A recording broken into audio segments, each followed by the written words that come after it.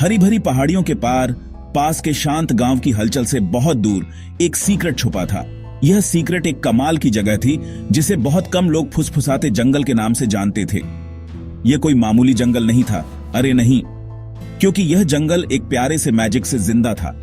पेड़ ऊंचे और पुराने थे, उनके पत्ते ऐसे रंगों से चमकते थे जो हर पल बदलते रहते थे, गहरे हरे रंग से लेकर हल्के सुनहरे रंग तक। सूरज की रोशनी घने पत्तों से शरारती किरणों की तरह छनकर आती थी और काई वाली जमीन पर छोटी खुशपरियों की तरह नाचती थी। यह एक ऐसी जगह थी जहां हवा भी अलग लगती थी, अनजान फूलों की मीठी खुशबू और एडवेंचर का वादा लिए, जो किसी भी क्यूरियस बच्चे का इंतजार कर रहा था जो हिम्मत करके अंदर जाने की सोचे।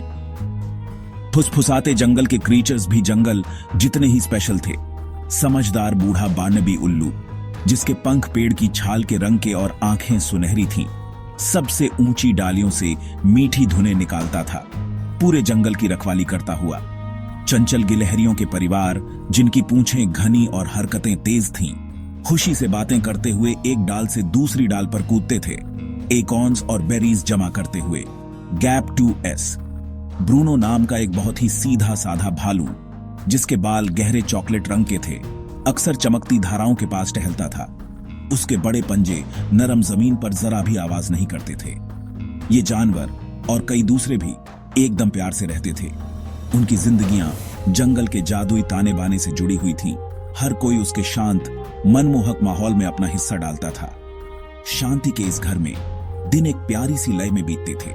कहते हैं कि फूल मधुमक्खियों को सीक्रेट्स बताते थे जो उनका रस लेने आती थीं, और नदियां लोरियां गाती थीं जब वे अनजान मंजिलों की ओर बहती थीं। यहां तक कि हवा की भी अपनी आवाज लगती थी, पत्तों के बीच से दूर देशों और पुराने जमाने की कहानियां सुनाती हुई। हर चीज पर एक गहरी शांति छाई रहती थी, एक एहसास कि इन जादुई सीमाओं के अंदर दुनिया में सब कुछ ठीक है। जानवर इस अनकही बात को समझते थे, एक दूसरे की जगह का सम्मान करते थे और जंगल की चीजें एक खामोश समझदारी से बांटते थे जो देखने में वाकई कमाल की थी। ये अपने आप में एक दुनिया थी, छुपी हुई और सुरक्षित। लेकिन फुसफुसाते जंगल के अपने पुराने रहस्य और छोटे मोटे टेस्ट भी थे। ये ऐसी जगह नहीं थी जो अपने सारे सीक्रेट्स आसानी से बता दे। कभी कभी रास्ते बदलते हुए लगते थे, जैसे जंगल खुद अपने मेहमानों के साथ कोई प्यारा सा गेम खेल रहा हो। रोशनी आंखों को धोखा दे सकती थी, मामूली परछाइयों को भी अजीबोगरीब जानवर जैसा दिखाती थी।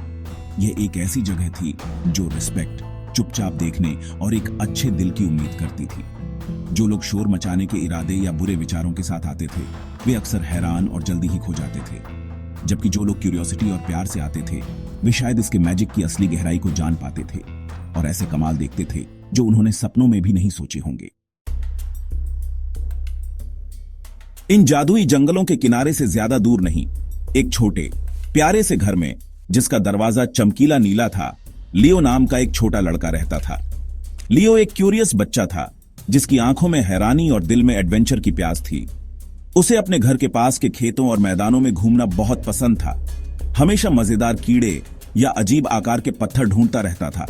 उसने गांव के बड़ों से एक जादुई जंगल के बारे में सुना था, एक सीक्रेट्स वाली जगह, लेकिन उसके मम्मी पापा ने हमेशा कहा था कि यह बस एक कहानी है और उसे जाने पहचाने रास्तों पर ही रहना चाहिए। फिर भी ऐसी जगह का ख्याल अक्सर उसके दिन के सपनों में आता रहता था, एक लुभावना सा ख्याल जो उसकी पहुंच से जरा दूर था। एक धूप वाली दोपहर, जब लियो अपने गांव के पास वाले जाने पहचाने जंगल के किनारे खेल रहा था, उसने एक इतनी सुंदर बटरफ्लाई देखी जैसी उसने पहले कभी नहीं देखी थी। उसके पंख नीले और चटक नारंगी रंग के थे जो धूप में चमक रहे थे जब वह एक फूल से दूसरे फूल पर उड़ रही थी। पूरी तरह से मोहित होकर लियो ने तय किया कि उसे पास से देखना ही होगा। वह तितली का पीछा करने लगा, अपनी मम्मी की घर के पास रहने की सारी वार्निंग्स भूल गया। तितली उसे मजेदार पीछा करवाते हुए पेड़ों के ओर अंदर ले गई, जाने पहचाने निशानों से आगे और ऐसी जगहों पर जहां वह पहले कभी नहीं गया था। हवा ठंडी हो गई और गांव की आवाजें गायब हो गईं। उनकी जगह एक खामोशी ने ले ली।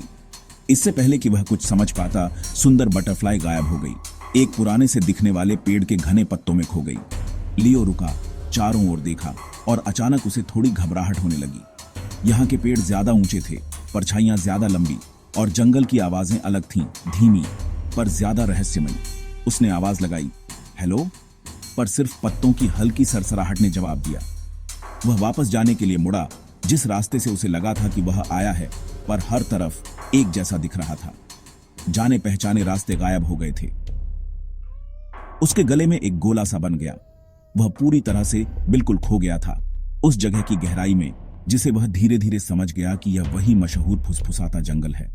जैसे ही सूरज आसमान में नीचे जाने लगा, लंबी नाचती हुई परछाइयां बनने लगीं, जो जानी पहचानी चीजों को अजीब शक्लों में बदल रही थीं। जंगल की सुंदरता पर लियो का शुरू का अचरज अब बढ़ते डर के साथ मिलने लगा। वह बिल्कुल अकेला था, और जंगल, जो कुछ देर पहले इतना अच्छा लग रहा था, अब बहुत बड़ा और थोड़ा डरावना लग रहा था। Gap 2S। वह एक काई लगे लट्ठे पर बैठ गया, रोना रोकने की बहुत कोशिश कर रहा था। अपने गर्म बिस्तर और अपनी मम्मी की प्यारी मुस्कान के बारे में सोच रहा था।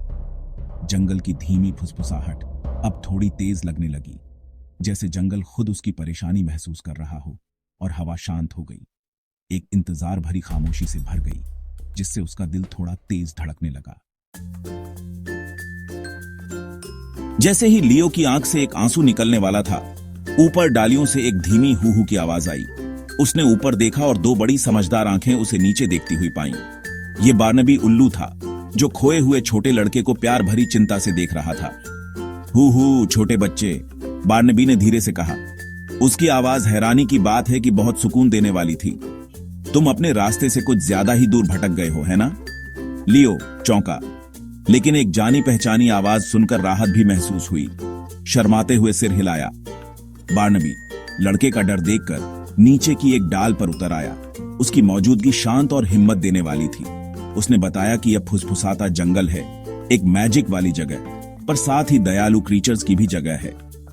बार्नबी ने फिर लियो को अपने कुछ सबसे करीबी दोस्तों से मिलवाया। पहले स्क्वीकी आई, एक फुर्तीली गिलहरी जिसकी नाक हमेशा हिलती रहती थी, जो इंसान के बच्चे को देखकर खुशी से पर प्यार से चहचहाने लगी।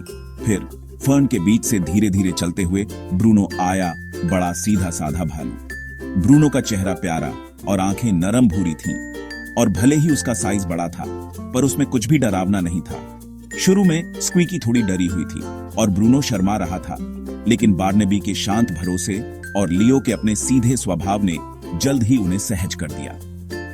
उन्होंने पहले कभी अपने जंगल में इतनी अंदर किसी इंसान के बच्चे को नहीं देखा था, लेकिन लियो के खोए हुए चेहरे ने उनके दयालु जानवरों वाले दिलों को पिघला दिया। जब वे बात कर रहे थे, या यूं कहें, जब बार्नबी लियो की बातें और जानवरों की चहचहाहट और गड़गड़ाहट ट्रांसलेट कर रहा था, उन्हें पता चला कि जंगल एक छोटी सी मुश्किल में है। एक जरूरी नदी, सिल्वर स्ट्रीम, जो जंगल के एक बड़े हिस्से को ताजा पानी देती थी, जहां बहुत से छोटे क्रीचर्स रहते थे, वो रुक गई थी।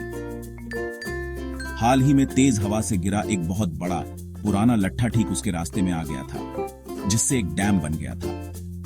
लट्ठे के पीछे पानी का लेवल खतरनाक रूप से बढ़ रहा था, जिससे एक खास चमकने वाली काई वाली जगह डूबने का खतरा था, जबकि नीचे की तरफ पानी बस एक पतली धार बनकर रह गया था। जानवर परेशान थे, क्योंकि वे जानते थे कि सिल्वर स्ट्रीम सबके लिए कितनी जरूरी है। लियो खुद खो जाने की मुश्किल के बावजूद अपने नए दोस्तों की मदद करने के लिए एक जोश महसूस कर रहा था। वह छोटा हो सकता है, पर वह हाथों से काम करने में होशियार था और अक्सर अपने पापा की मदद करता था घर के कामों में। उसने ध्यान से सुना जब बार्नबी ने प्रॉब्लम समझाई। स्क्वीकी चढ़कर इन्वेस्टिगेट कर सकती थी, ब्रूनो में बहुत ताकत थी, और बार्नबी ऊपर से सब देख सकता था। लियो ने सजेस्ट किया कि अगर वे मजबूत लताएं ढूंढ लें तो वे मिलकर काम कर सकते हैं। ब्रूनो खींचेगा और बाकी लोग गाइड करेंगे, ताकि लट्ठे को बस इतना खिसका दें कि पानी फिर से बहने लगे। जानवरों ने एक दूसरे को देखा। यह एक अच्छा प्लान था, जिसमें सबकी ताकत का इस्तेमाल हो रहा था। एक नए जोश के साथ उस अनोखी टीम ने काम शुरू कर दिया। स्क्वीकी फुर्तीली और तेज ऊंचे पेड़ों पर चढ़कर सबसे मजबूत मोटी लताएं ढूंढ लाई। लियो को डायरेक्शंस बताती रही, जिसने उन्हें इकट्ठा करने में मदद की। बार्नबी ऊपर उड़ता रहा, सलाह देता रहा और बड़े लट्ठे पर सबसे अच्छी लेवरेज पॉइंट्स बताता रहा। ब्रूनो अपनी जबरदस्त मसल्स के साथ शांति से सिग्नल का इंतजार कर रहा था। लियो ने लट्ठे के एक सिरे पर लताओं को मजबूती से बांधने में मदद की। उसके छोटे हाथ हैरानी की बात है कि बहुत सफाई से काम कर रहे थे। फिर ब्रूनो के जोरदार धक्के, लियो और स्क्वीकी के खिंचाव और बार्नबी की हू वाली गाइडेंस से लट्ठा कराह उठा और धीरे धीरे, बहुत धीरे धीरे हिलने लगा। इसमें कई अटेम्प्ट्स लगी, हर अटेम्प्ट मेहनत और टीम वर्क से भरी थी। आखिरकार एक आखिरी मिलकर किए गए धक्के और खिंचाव से लट्ठा बस थोड़ा सा खिसक गया। रुका हुआ पानी खुशी से उछलता हुआ आगे बढ़ा और सिल्वर स्ट्रीम एक बार फिर आजादी से बहने लगी, जंगल में चमकती और गाती हुई। एक खुशी की लहर, या यूं कहें कि खुश हू चहचहाहट और एक संतुष्ट गड़गड़ाहट की आवाज उस छोटी सी टोली से उठी। चमकने वाली काई सेफ थी और नीचे रहने वाले क्रीचर्स को जल्द ही उनका पानी वापस मिल जाएगा। लियो खुशी से चमक उठा। उनकी मिलीजुली कामयाबी की खुशी में उसका पहले का डर पूरी तरह से गायब हो गया था। उसने जंगल की मदद की थी और ऐसा करते हुए उसने एक ऐसी हिम्मत पाई जो उसे पता ही नहीं था कि उसके अंदर है। बदले में जानवरों ने लियो को नए रिस्पेक्ट और गहरे प्यार से देखा।